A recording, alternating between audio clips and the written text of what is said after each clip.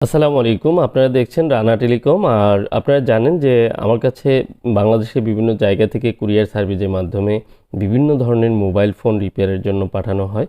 তো আজকে যে পার্সেলগুলো হাতে এসে পৌঁছালো, এই ফোনগুলো আনবক্স করে নেব এবং প্রত্যেকটি প্যাকেটের ভিতরে কী ধরনের কী ফোন রয়েছে আমরা সেগুলো চেক করব। আর আরেকটি বিষয় জানিয়ে রাখি যে প্রসেসর ইস্যু নিয়ে বর্তমানে বাংলাদেশের প্রচুর পরিমাণে ফোনের প্রবলেম হচ্ছে। তো আপনি যদি অ্যান্ড্রয়েড ফোন ইউজ করে থাকেন, এ ধরনের প্রবলেম থাকে, তাহলে অবশ্যই চ্যানেলটি সাবস্ক্রাইব করে রাখবেন। আর এ ধরনের প্রবলেম থাকলে আপনারা সরাসরি কুরিয়ার সার্ভিসের মাধ্যমে কিন্তু ফোনগুলো পাঠিয়ে রিপেয়ার করে নিতে পারেন। তো প্রথমে আমরা একটি প্যাকেট আনবক্স করে নিলাম। এটি হচ্ছে সিলেট থেকে পাঠিয়েছেন। এই ফোনটি ডেড মোডে রয়েছে। এটি রিয়েলমির একটি ফোন। তো ফোনটি ডেড মোডে রয়েছে, এটি পরবর্তীতে আমরা চেক করব। এবার চলে আসলাম আরেকটি বক্সে। এই বক্সটা আনবক্স করে নেব এবং কি এর ভিতরে কি ফোন রয়েছে আমরা সেই বিষয়টি দেখব। আর এই ফোনটি পাঠিয়েছেন শরীয়তপুর থেকে। এটি আমাদের একজন টেকনিশিয়ান ভাই, সোহাগ ভাই, উনি পাঠিয়েছেন। তো আমি দেখব যে ফোনটি কি প্রবলেম, বা ফোনগুলো সম্ভবত দুটি ফোন পাঠিয়েছে উনি আমাকে জানিয়েছিলেন। তো একটি হচ্ছে স্যামসাং, তো আর এই যে আরেকটি ফোন দেখতে পাচ্ছেন, এটি সম্ভবত নোট 10 প্রো ম্যাক্স। তো এই ফোনটি ডেড মোডে রয়েছে। সম্ভবত এই ফোনটিতে সিপিইউ রিবোলিং করা হয়েছে, বাট ফোনটি অন হয়নি, রানিং ছিল, বাট রিবোলিংয়ের পর ফোনটি ডেড হয়ে যায়। তো এই ধরনের সমস্যা হয় অনেক সময়। তো আমরা দেখব যে অ্যাকচুয়ালি এই ফোনটিতে কি প্রবলেম রয়েছে, আদৌ কি এটি সিপিইউ ইস্যু রয়েছে কিনা বা সলভ হয় কিনা। তো এই স্যামসাং ফোনটি, এটির ক্যামেরা ইস্যু রয়েছে। এই ফোনটি রানিং রয়েছে, বাট এটি সমস্যা হচ্ছে ক্যামেরা ওপেন হয় না। A02s, আপনারা জানেন যে স্যামসাংয়ের A03s, A02s এই ধরনের ফোনগুলো কিন্তু একটি সিপিইউ ইস্যু, কমন ইস্যু। তো আমরা নেক্সটে চলে যাব। নেক্সট বক্সটি আমি আনবক্স করে নেব। এটি হচ্ছে লক্ষ্মীপুর থেকে পাঠিয়েছেন। লক্ষ্মীপুর থেকে সম্ভবত এটি ফোনটি পোকো X3 প্রো। তো আমি প্যাকেটটা আনবক্স করে নিচ্ছি।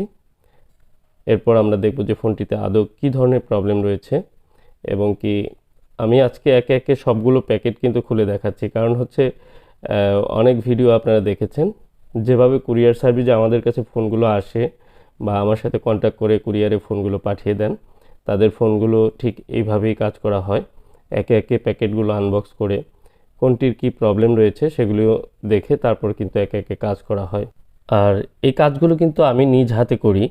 প্রত্যেকটি ফোন আমি নিজ হাতে প্যাকেটগুলো আনবক্স করি, এবং কি যখন কাজ শেষ হয় শুধু ফিটিংয়ের যে কাজটি, ব্যাকসেলের আঠা লাগানোর কাজটি, এবং কি সিম পাচ্ছে কি না, ওয়াইফাই, অন্যান্য জিনিসগুলো চেকিংয়ের জন্য আমার লোক রয়েছে, ওরা সব কিছু চেক করে তারপর ব্যাকসেলটি লাগিয়ে দেয়। তো এই হচ্ছে প্রসেস। তো যেহেতু নিজ হাতে সবগুলো কাজ করতে হয়, প্যাকেটগুলো আনবক্স করতে হয়, সে কারণে সময়ও খুব কম থাকে, বিজি থাকি সারাদিনে। যেমন এই যে আজকে যতগুলো ফোন আসলো, চেষ্টা করব প্রত্যেকটি ফোনই কমপ্লিট করে দিতে। তো আমি দেখতে পাচ্ছি পোকো X3 প্রো এই ফোনটি আসলে রানিং রয়েছে। আর ওনার কমপ্লেন হলো ফোনটি অন করলে মাঝে মাঝে সাদা হয়ে অফ হয়ে যেত, রিস্টার্ট করতো, এই ধরনের প্রবলেম। মাঝে মাঝে রান হতো কিন্তু চলতো না। তো এটি প্রসেসর ইস্যু রয়েছে, বাট আমি এই ফোনটি দেখতে পাচ্ছি যে ব্যাকসেলটি খোলা হয়েছিল। আমি মাদারবোর্ডটি ইনটেক রয়েছে কিনা আমি সেটি দেখব, মানে প্রসেসরে কোনো কাজ করা হয়েছে কিনা। কারণ এটি কিন্তু অনেক গুরুত্বপূর্ণ একটি বিষয়। অনেকে বলেন যে ফোনে কোনো কাজ করা হয়নি, ফোনটি খোলা হয়েছে জাস্ট। তো যদি খোলা হয়ে থাকে তাহলে সমস্যা নেই, কিন্তু ভিতরে কি কাজ হয়েছে সেটি কিন্তু আপনাকে অবশ্যই জানতে হবে। এটি কিন্তু অনেক গুরুত্বপূর্ণ বিষয়। যদি আপনার ফোনে তেমন কোনো কাজ করা না হয়ে থাকে, ফোনটি ইনটেক থাকে, দেখুন প্রসেসরে কোনো হাত দেওয়া হয়নি, তার মানে এই ফোনটি হবে আশা করা যায় ইনশাল্লাহ। রানিং ফোন আমরা কাজ করে থাকি, এগুলো ডেড হয় না, ঠিক আছে। কিন্তু যদি আপনি কাজ করে খারাপ করে দেন তাহলে সেই ফোনগুলোর ক্ষেত্রে কিন্তু কাজ করা ক্রিটিক্যাল। তো আমি দেখতে পাচ্ছি একটি বক্সের ভিতরে দুটি প্যাকেট। এটি হচ্ছে এসএ পরিবহনে এসেছে।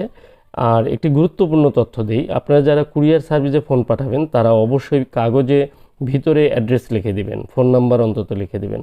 তো এটি পিরোজপুর থেকে এসেছে, আমি লিখে নিলাম পিরোজপুর। যেহেতু ফোনটিতে কোনো ধরনের ভিতরে কোনো স্টিকার বা কোনো প্যাকেটিংয়ের নাম টাম কিছু পাইনি, কারণ আমি ওনার সঙ্গে কন্ট্যাক্ট করার একটি মাধ্যম খুবই প্রয়োজন। যা হোক, উনি আমার সাথে কন্ট্যাক্ট করেছেন, যে কারণে আমি এটি রিসিভ করার সময় দেখেছি পিরোজপুর থেকে এসেছে, আমি এন্ট্রি করে নিলাম। তো আপনাদের কাছে আমার রিকোয়েস্ট যে আপনারা যখন ফোনগুলো কুরিয়ারে পাঠাবেন আপনারা অবশ্যই আপনার ফোন নাম্বারটি আলাদা একটি কাগজে অথবা প্যাকেটের মধ্যে নাম ঠিকানা লিখে দিবেন। এতে করে আমি যখন ফোনগুলো প্যাকেট আনবক্স করব তখন ফোনের বিষয়ে আপনার কাছে ফোন করে কোনো তথ্য জেনে নিতে পারবো। তো আগের ফোনটি পোকো X2, ওটি টাচ কাজ করে না, আপনারা দেখলেই বুঝতে পারবেন। এই কমন ইস্যুগুলো এগুলো কিন্তু আমি কাজ করে থাকি। আর নেক্সট যে প্যাকেটটি খুলছি এটি হচ্ছে একটি মেডিসিনের প্যাকেটে পাঠিয়েছেন। এটি স্যামসাংয়ের M21 মেবি একটি ফোন। আর এই ফোনটি কিন্তু রানিং রয়েছে, কিন্তু মাঝে মাঝে রিস্টার্ট করে এবং হ্যাং হয়ে যায়। তো এই ফোনটিও কাজ করব। তো আলহামদুলিল্লাহ অনেকগুলো কাজ কমপ্লিট করে ফেললাম। এই যে দেখতে পাচ্ছেন পোকো X2, এই ফোনটি কিন্তু যে টাচে কাজ করতো না, এটি সিপিইউ ইস্যু ছিল এবং কি এই ফোনটির ব্যাটারিও চেঞ্জ করা হয়েছে, ব্যাটারিটা ফোলা ছিল যে কারণে র্যাবনে প্রবলেম হতো। আর এটি হচ্ছে নোট 10 প্রো ম্যাক্স, যে ফোনটি সিপিইউ রিভল করতে গিয়ে ডেড হয়ে গিয়েছিল, আলহামদুলিল্লাহ অন হয়েছে। এটি স্যামসাংয়ের ওই ফোনটি যেটি ক্যামেরা আসতো না, দেখুন এই যে ক্যামেরা এখন আসছে। তো এই ফোনটি এবং নোট 10 প্রো ম্যাক্সের ক্যামেরাটিও চেক করে নেই। তো ক্যামেরা দেখুন পিছনে রাবার থাকার কারণে একটু কালারটা অন্যরকম আসছে, কোনো ব্যাপার না, ক্যামেরা ঠিক রয়েছে। তো এটি হচ্ছে আরেকটি ফোন যেটি স্যামসাংয়ের M21 ডাবল ডেকার একটি সিপিইউ। তো এটিও কমপ্লিট হয়েছে। আসলে অল্প সময়ের ভিতরে অনেকগুলো কাজ, এগুলো সিপিইউ রিবোলিংয়ের কাজ, সিঙ্গেল ডাবল। এটি হচ্ছে পোকো X3 প্রো, যে ফোনটি যে অন ছিল কিন্তু রানিং হতো, রিস্টার্ট করতো, এই ফোনটিও কিন্তু সিপিইউ রিবোলিং করে দিয়েছি। আর এই যে আরেকটি ফোন, এটি পোকো X3, এটি হচ্ছে দৌলতপুর থেকে পাঠিয়েছিলেন, বেশ কয়েকদিন আগেই পাঠিয়েছিলেন ফোনটি। একবার ওনার কাছে আমি ব্যাগ পাঠাই এবং উনি রিসিভ করতে পারেননি ফোনটি, আবার মানে ডাবল টাকা দিয়ে আমাকে রিসিভ করতে হয়েছিল। তো এই ফোনটি আজকে পাঠিয়ে দিব, এটিও কমপ্লিট। তো আসলে এ ধরনের কাজগুলো যখন কুরিয়ারে আসে তখন আমি কুরিয়ারে যথাসাধ্য চেষ্টা করি একদিনেই কাজটি করে পাঠিয়ে দেওয়ার। তো আজকের ফোনটি মোটামুটি সবগুলোই ক্লিয়ার হয়ে গেল। আমি একটি বিষয় এখানে গুরুত্বপূর্ণ বিষয় বলি, আরও দেখেন এই যে অনেক কাজ এগুলো কিন্তু কমপ্লিট করে রেখেছি, যদিও এগুলো লোকাল কাজ, এগুলো কুরিয়ারে আসেনি। তো এইসব বিষয়ে আসলে মূল বিষয়টি হচ্ছে কোথায়? মূল বিষয়টি হচ্ছে দেখুন এই যে খারাপ হয়ে যাওয়া কিছু আইসির চিত্র আপনাদের দেখাই। প্রচুর পরিমাণে ফোন কিন্তু কাজ করতে গিয়ে এরকম ড্যামেজ হচ্ছে।